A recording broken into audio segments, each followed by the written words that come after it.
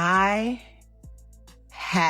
told Papoose. I told them, why don't you tell this stuff? Why don't you tell your current come up? Because that's what it is. Tell your current come up. Don't say nothing about me. Maybe not even say nothing about you until shit is what it is. I'm in here on my TVs. You know, me and my daughter, we have the same name. She looks at everything.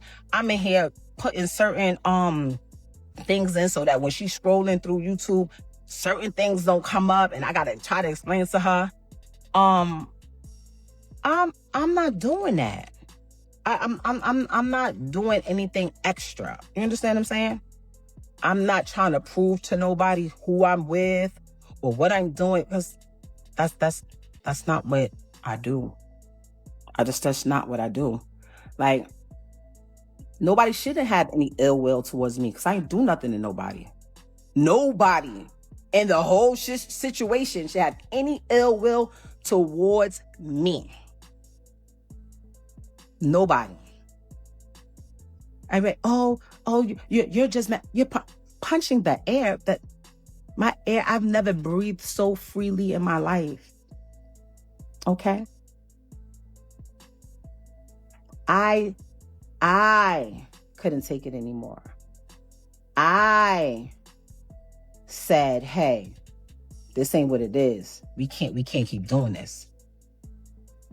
We talking about people being truthful. Truthful?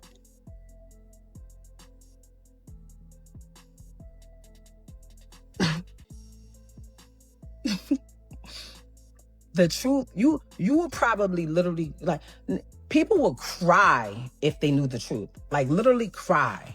Like, cry.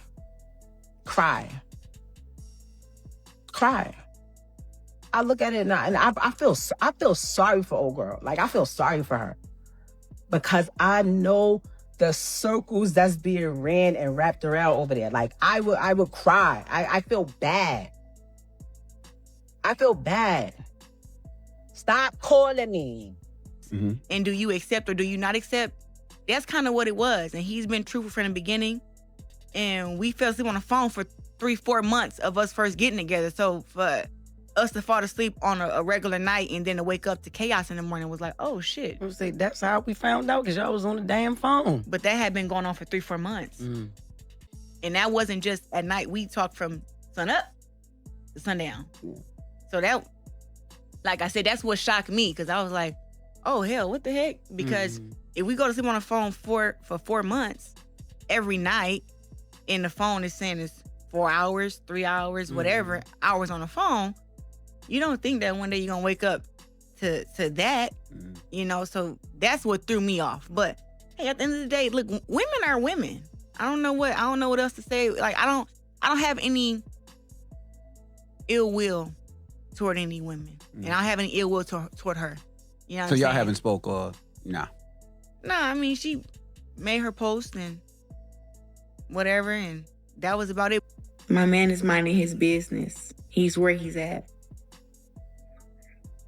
We're not together all the time. We got 2 different careers. He's a rapper. I'm a boxer. I'm literally in camp. I don't travel when I'm in camp. You guys know I'm just very focused. Like, I would go into like, you guys know a bit about my business. We know, girl. We know, girl. Oh, my man's texting me. In fact, love when I seen him workout video. This situation stopped being a breakup the moment it went public. Once lives started popping up, once subs turned into direct shots, once I'm done turned into, wait, let me explain, it was never going to stay private. What we're watching right now between Remy Ma, Papoose, and Claressa Shields isn't just relationship drama, it's narrative warfare. Everyone involved is trying to control how they're remembered in this story. And the most dangerous line didn't come from a receipt, a screenshot, or a leaked message. It came when Remy said, people would cry if they knew the truth. That wasn't anger. That was a warning. When someone says that, they're not venting.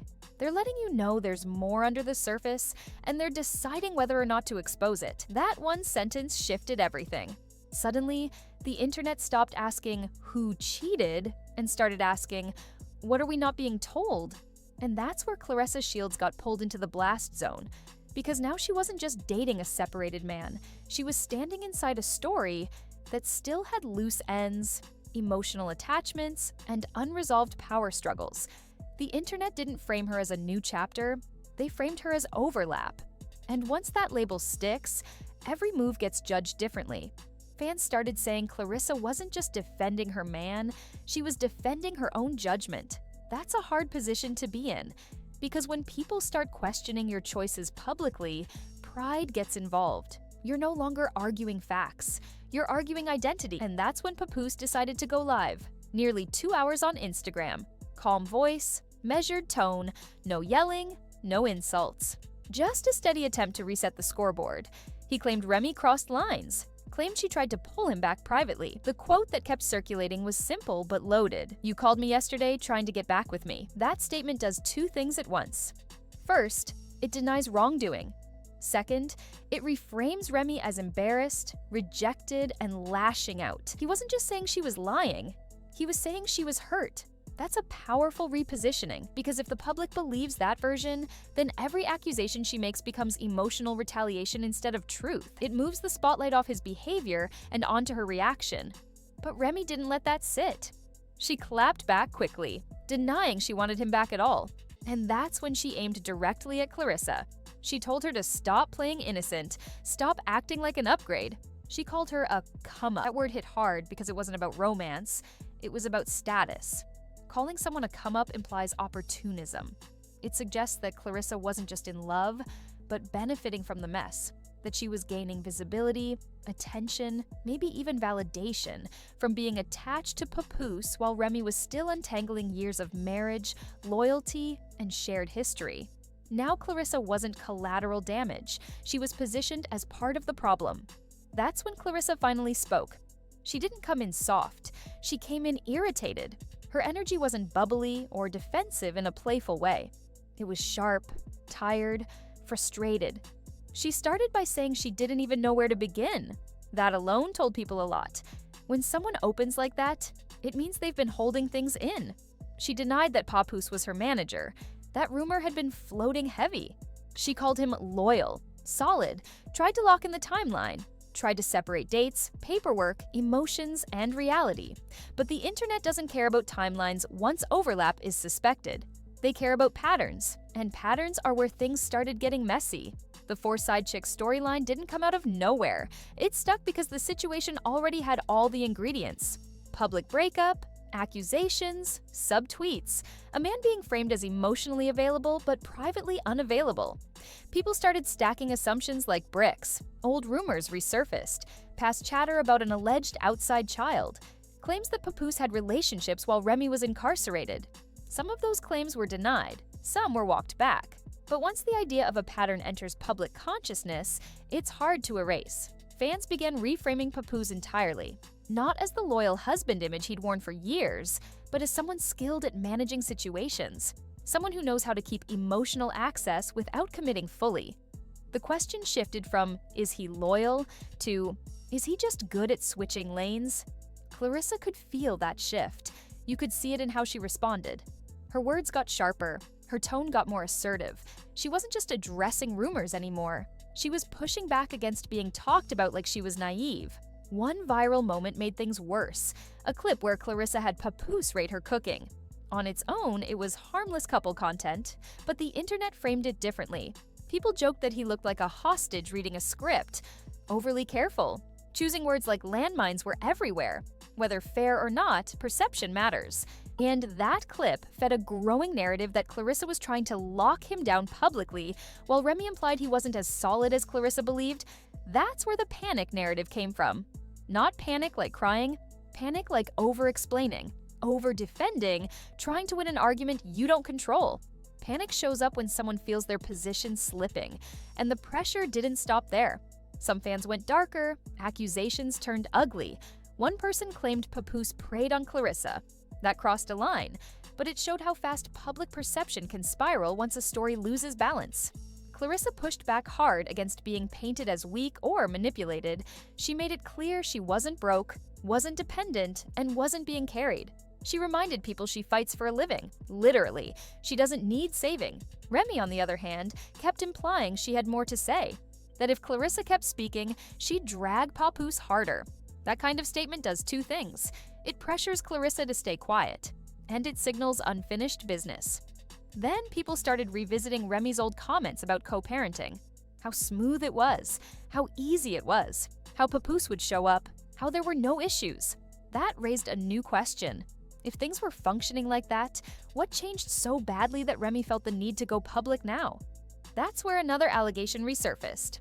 A claim that Papoose once caught Remy in bed with another woman. That story flipped the narrative again, because now the internet wasn't sure who hurt who first. Some people started saying Remy had no right to be mad.